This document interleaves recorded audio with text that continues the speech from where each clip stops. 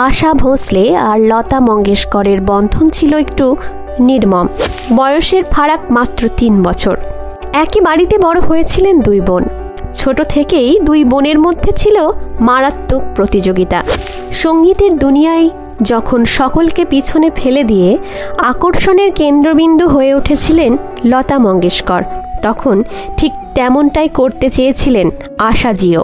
1950 থেকে 60-এর দশকে যখন একটা গান গাওয়ার জন্য লতাজি 500 টাকা পারিশ্রমিক নিতেন, তখন আশা ভোঁসলে মাত্র 100 বা 150 টাকাতেই গান রেকর্ড করে দিতেন।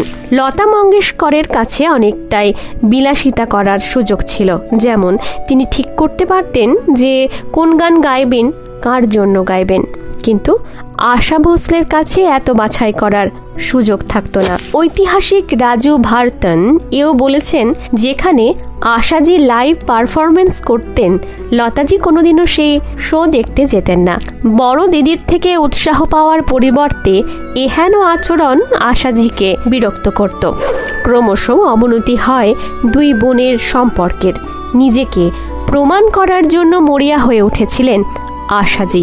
সঙ্গীতের দুনিয়ায়, বিশেষ করে বলিউডে সত্যি জায়গা করেও নিয়েছিলেন তিনি। কিন্তু শ্রেষ্ঠ আসন চিরকাল লতা মঙ্গেশকরেরই রয়ে গিয়েছে। একমাত্র গীতা দত্ত যেসব গান গাইতেন সেগুলোই লতাজি গাননি। পরবর্তীকালে গুরু দত্তের সঙ্গে গীতা দত্তের সমস্যা তৈরি হয়, আর সেই সময়েই সুযোগ পান আশা ভোঁসলে। ইতিমধ্যেই আর.ডি. বর্মনের সঙ্গেও সখ্যতা বেড়েছিল তাঁর। নিজস্ব স্টাইল নিয়ে বলিউডে এসেছিলেন পঞ্চমদা। আশাজির সঙ্গে অত্যন্ত ভালো সম্পর্ক থাকলেও অনেক ভালো গান লতাজিকে দিয়েও গাইয়েছেন তিনি, আর তাতেই নাকি বেজায় চটে যেতেন আশা ভোঁসলে।